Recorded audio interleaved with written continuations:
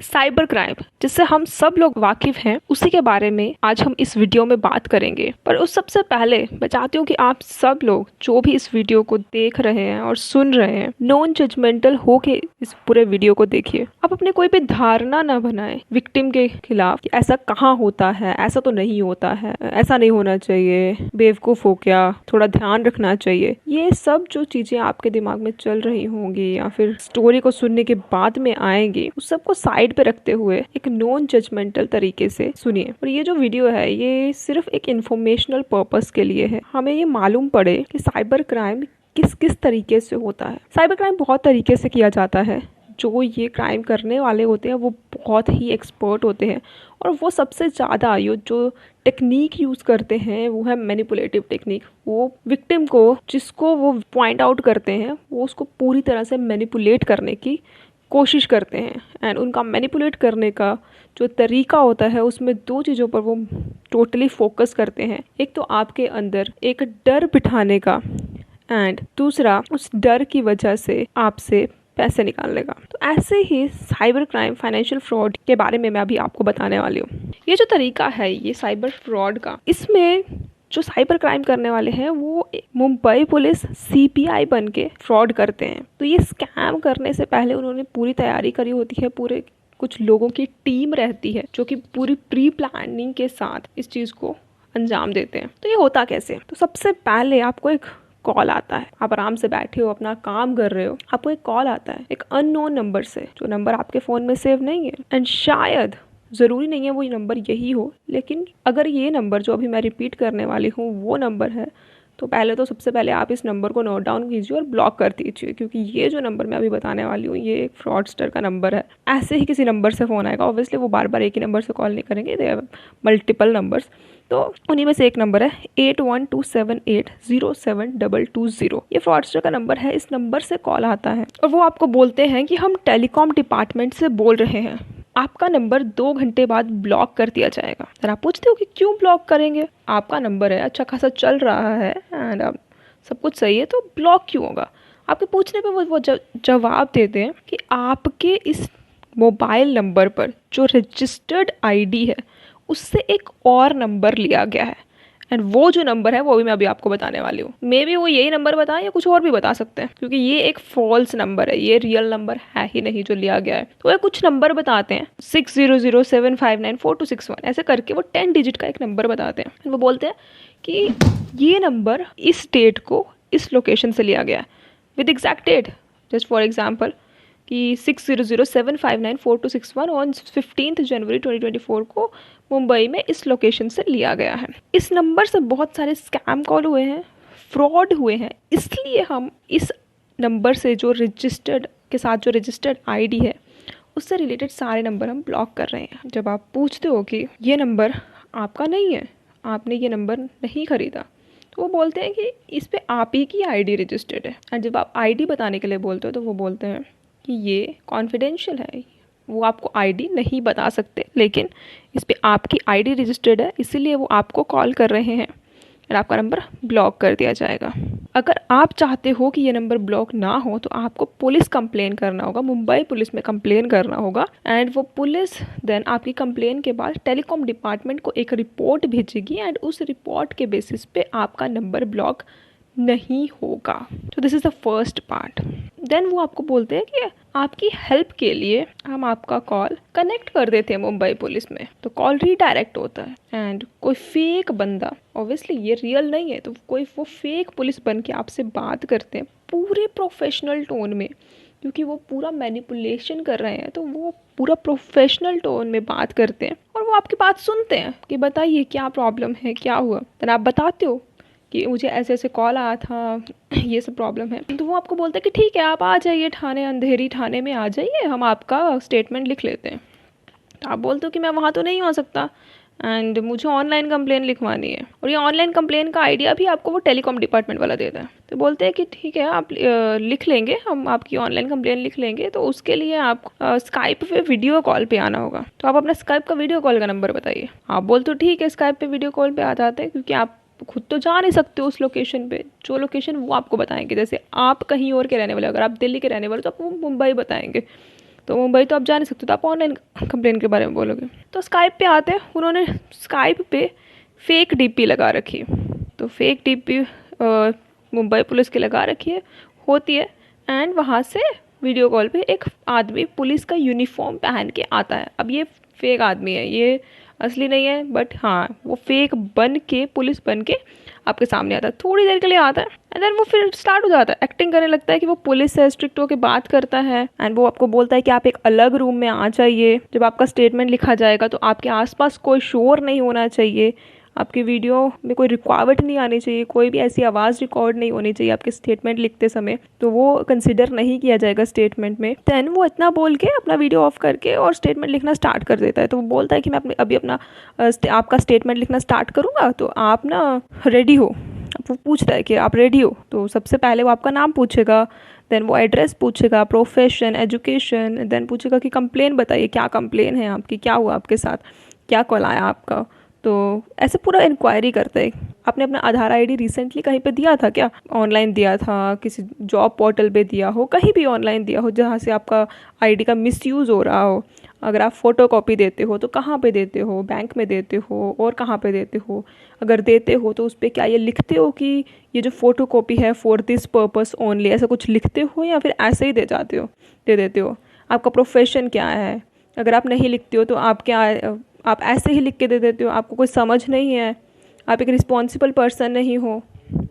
तो ऐसे करके ना वो पूरा धौंस जमाता है कि हाँ भाई मैं ही हूँ, मैं पुलिस ऑफिसर हूँ, तो मैं आपको डांट सकता हूँ। ऐसे करके देन वो 10-15 मिनट ऐसे एक्टिंग करेंगे, आपको पूरा ट्रस्ट करवाएंगे कि वो एक असली पुलिस है, because they are trying to manipulate you, and वो मैनिपुलेट होना बहुत आसान है। देन वो इतना करने के बाद 10-15 मिनट बाद वो आपको बोलता है कि आपका जो आईडी है, क्योंकि इससे कंप्लेन आया तो आपका आईडी चेक करवा लेते हैं हेडक्वार्टर में कि ये जो आईडी है ये सेफ है या नहीं है और कहाँ कहाँ पे लिंक्ड है। तो वो ना ऐसे पूरा ऑफिशियली पुलिस की तरह बोलते हैं कि please check this ID headquarter this I repeat. तो आईडी चेक करवाने के लिए मतलब एक ऑफिसर होता है सामने, उसको ऑर्डर देते हैं एंड ऐसे करके फिर 2 मिनट वेट करते हैं। जब वो सामने वाला ऑफिसर आईडी चेक करता है तो बोलता है this ID is involved in Sandeep money laundering case. I repeat, involved in Sandeep money laundering case, arrest this person immediately. बस this is the main game. फिर जो पुलिस ऑफिसर से आप बात कर रहे होते हो वो बिल्कुल बदल जाता है, उसका रवैया बिल्कुल उल्टा हो जाता है। वो बोलता है कि तुम क्या छुपा रहे हो, बताओ मुझे तुम क्या छुपा रहे हो, इतना बड़ा मनी लॉन्ड्रिंग केस में आप इन्वॉल्व्ड हो। आपके आईडी से HDFC करंट अकाउंट ओपन किया गया है मुंबई में, जहां पे संदीप ने पैसे ट्रांसफर करे हैं। तो ये मनी लॉन्ड्रिंग केस एक बहुत ही कॉन्फिडेंशियल केस है और अभी हाई प्रायोरिटी पे है। बहुत सारे कंपनीज के एम्प्लॉयज, बैंक से रिलेटेड लोग इसमें इन्वॉल्व हैं। तुम बताओ तुम क्या छुपा रहे हो। इस पॉइंट को वो 10-15 मिनट तक इतना अच्छे से, इतना मैनिपुलेटिव तरीके से फोर्स करते हैं। देन बोलते हैं कि जब तुम्हें अरेस्ट करके मुंबई लाया जाएगा ना, तब पता चलेगा, जो भी छुपा रहे हो बता दो, तुम्हारे घर वालों को पता लग जाएगा, सबको पता लग जाएगा। इवन दो आप इनोसेंट हो, आपने कुछ किया ही नहीं, वो पूरी फेक स्टोरी चले, लेकिन आप डर जाते हो कहीं ना कहीं, बिकॉज यू डोंट वांट कि आपके पेरेंट्स ट्रबल में आए एंड कुछ भी हो। फिर बोलते हैं कि आपका एड्रेस पर अभी हम सम्मन निकाल रहे हैं, एंड एक पुलिस ऑफिसर को ऑर्डर देते हैं कि इस एड्रेस पे 3-4 घंटे में अरेस्ट करने के सम्मन निकालो। यहाँ तक जो बंदा ये सुन रहा होता है वो पूरी तरह से डर जाता है और फंस जाता है। अब अगला पार्ट इसका जो उनका मेन है, पहला था टेलीकॉम वाला, दूसरा है पुलिस वाला मनी लॉन्ड्रिंग केस का, फोर्थ है बैंक अकाउंट का। देन वो बैंक अकाउंट के बारे में पूछते हैं कि बताओ तुम्हारे अकाउंट्स कौन कौन से बैंक में हैं और हमारे साथ कोऑपरेट करो, नहीं तो तुम्हें 3 महीने तक कोई भी डेट नहीं मिलेगी यहाँ पे आके आपके चेकिंग करने की, आपको अरेस्ट करके लाएंगे यहाँ पे और जेल में डाल देंगे। तो सारे अकाउंट के नाम पूछते हैं, उनके स्क्रीनशॉट मांगते हैं क्योंकि तुम्हारी फाइनेंशियल इंक्वायरी होगी, ये बोल के। उसके बाद बोलते हैं कि तुम लग तो इनोसेंट रहे हो, मैं एक डॉक्यूमेंट भेजा हूँ। वो डॉक्यूमेंट व्हाट्सएप पे आता है उसी नंबर से, जो स्काइप पे आप नंबर देते हो सेम नंबर से वो व्हाट्सएप पे डॉक्यूमेंट भेजते हैं। देन वो कॉल कट हो जाता है एंड वो व्हाट्सएप कॉल आता है एंड वो डॉक्यूमेंट आता है व्हाट्सएप पे। तो वो बोलते हैं कि ये जो डॉक्यूमेंट है ये CBI की तरफ से है, अभी मैं ये CBI के हेडक्वार्टर से बात करी है, CBI इन मुंबई पुलिस को डॉक्यूमेंट होता है। एंड फिर बोलते हैं कि हम अपने सीनियर के पास जा रहे हैं और अगर आप उनसे रिक्वेस्ट करो तो वो आपके घर में सम्मन नहीं भेजेंगे। आप सम्मन आने से डर जाते हो एंड फिर नेक्स्ट ऑफिसर से बात करते हो वो बोलता है कि आप मुझे इनोसेंट लग रहे हो थोड़े थोड़े बहुत, ये बहुत ही कॉन्फिडेंशियल केस है, इसलिए इन्वेस्टिगेशन तो होगी ही। मैंने बहुत सारे लोगों को इनोसेंट प्रूव करके छोड़ा है। अगर आप इनोसेंट हो गए तो आपको कुछ नहीं होगा, हम पूरा कोऑपरेट करेंगे। फिर वो ऑफिसर ऐसे बन के ना, हेडक्वार्टर का बन के सारे अकाउंट्स के बैलेंस पूछता है एंड बोलता है आपके सारे अकाउंट्स की फाइनेंशियल इंक्वायरी होगी एंड अकाउंट्स फ्रीज कर दिए जाएंगे। हम अभी आपको एक पुलिस की तरफ से एक जॉइंट अकाउंट क्रिएट करके दे रहे हैं। इस जॉइंट अकाउंट में आपके सारे फंड ट्रांसफर करे जाएंगे, डाले जाएंगे एंड इंक्वायरी के बाद रिलीज किया जाएगा। 24 आवर में बाद आपको आपके सारे फंड्स जो हैं आपके अकाउंट्स में वापस मिल जाएंगे। फिर वो आपको व्हाट्सएप पे अकाउंट डिटेल्स भेजते हैं जिसमें फ़ंड ट्रांसफ़र करना है। वो बोलते हैं कि जिस अकाउंट में सबसे ज़्यादा पैसे होते हैं, क्योंकि आप ऑलरेडी आप स्क्रीनशॉट भेज चुके हो उनको कि किस अकाउंट में कितने पैसे हैं, तो जिस अकाउंट में सबसे ज़्यादा पैसे होते हैं वो सबसे पहले आपको उस अकाउंट से पैसे ट्रांसफ़र करने को बोलते हैं विद नंबर की, इतने पैसे आपको ट्रांसफ़र करने हैं। ट्रांसफ़र कंप्लीट होने के बाद एक मैसेज करने को बोलते हैं व्हाट्सएप पे, I sent dash amount from dash bank account number two this account number for Mumbai CBI Mumbai police investigation. ऐसे सारे अकाउंट्स पे करते हैं। मान लो आपके 2-3 अकाउंट है तो वो तीनों अकाउंट पे करेंगे एंड फिर एक फ़ोटो सेंड करते हैं एंड बोलते हैं कि क्या आप इनमें से किसी को भी जानते हो? ये बहुत खतरनाक लोग हैं, कहीं भी देखे हो?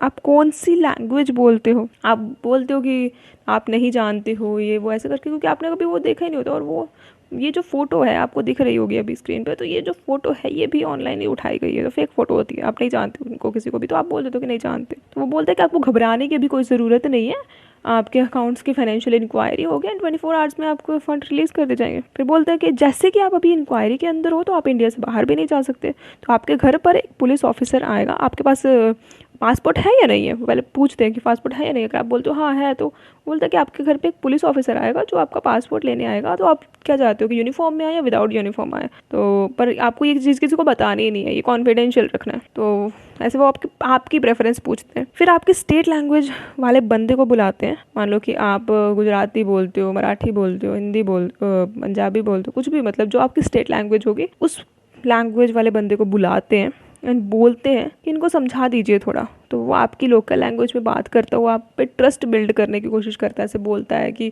बताओ क्या हुआ, क्या प्रॉब्लम हुई, एंड थोड़ी देर वो आपको 2-3 मिनट वो आपसे अच्छे से बात करता है एंड उसके बाद बोलता है कि आपको कोई भी प्रॉब्लम हो आप इसी नंबर पे कॉल करना। कोई भी आपको कॉल करता है कि पुलिस थाने जाना है तो आप उसको किसी की भी सुनने की ज़रूरत नहीं है, आपको बस इसी नंबर पे कॉल करना है एंड फिर उसके बाद कॉल कट हो जाता है। ये पूरे मामले में आप पूरी तरह डरे हुए होते हो अंदर से, आपको कुछ समझ नहीं आता कि आपके ऊपर क्या चल रहा है।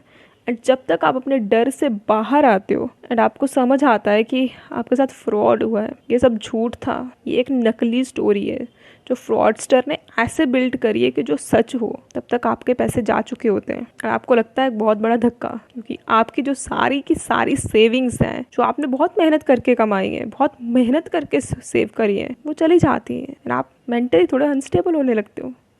आपको समझ में नहीं आता मैं क्या करूं। आप उस नंबर पे कॉल करते हो, उस नंबर पे नॉर्मल कॉल नहीं लगता, उस नंबर का व्हाट्सएप चल रहा है, स्काइप भी चलता है, आप उस पर कॉल करते हो, कोई फ़ोन उठाता नहीं है। एंड डेली ये लोग पता नहीं कितने लोगों के साथ ऐसे फ्रॉड कर रहे हैं, क्योंकि हमें सिर्फ यही मालूम है कि साइबर फ्रॉड हो रहे हैं, KYC फ्रॉड होते हैं, ये सबको पता है कि KYC किसी को नहीं देना।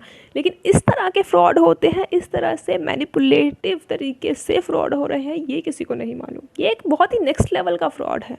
आपको ट्रस्ट कराया जाता है, आपको पूरी बातों में फंसाया जाता है। प्रॉब्लम ये नहीं है कि आपके साथ ये फ्रॉड क्यों हुआ, प्रॉब्लम ये है कि हमें आज तक ये मालूम क्यों नहीं है कि आज ऐसे फ्रॉड्स चल रहे हैं और वो लोग इतनी आसानी से ये फ्रॉड कर पा रहे हैं। हम लोग अवेयरनेस ही नहीं फैला रहे। तो ये वीडियो सिर्फ अवेयरनेस फैलाने के लिए, ताकि आपको मालूम रहे कि ऐसा हो रहा है। हो सकता है आपके साथ ऐसा कभी ना हुआ हो, एंड आई विश कि ऐसा कभी हो भी ना। एंड इसलिए जितने लोगों को आप जानते हो उनके साथ ये वीडियो शेयर करो, जस्ट फॉर द पर्पस कि उनको ये अवेयरनेस आए कि ऐसे फ्रॉड हो रहे हैं। वो CBI बन के, मुंबई पुलिस बन के, टेलीकॉम डिपार्टमेंट, पता नहीं क्या क्या बन के वो आपके साथ फ्रॉड कर रहे हैं। हम एज अ पर्सन वॉलंटियर करके तो हम थोड़ा अवेयरनेस क्रिएट कर सकते हैं।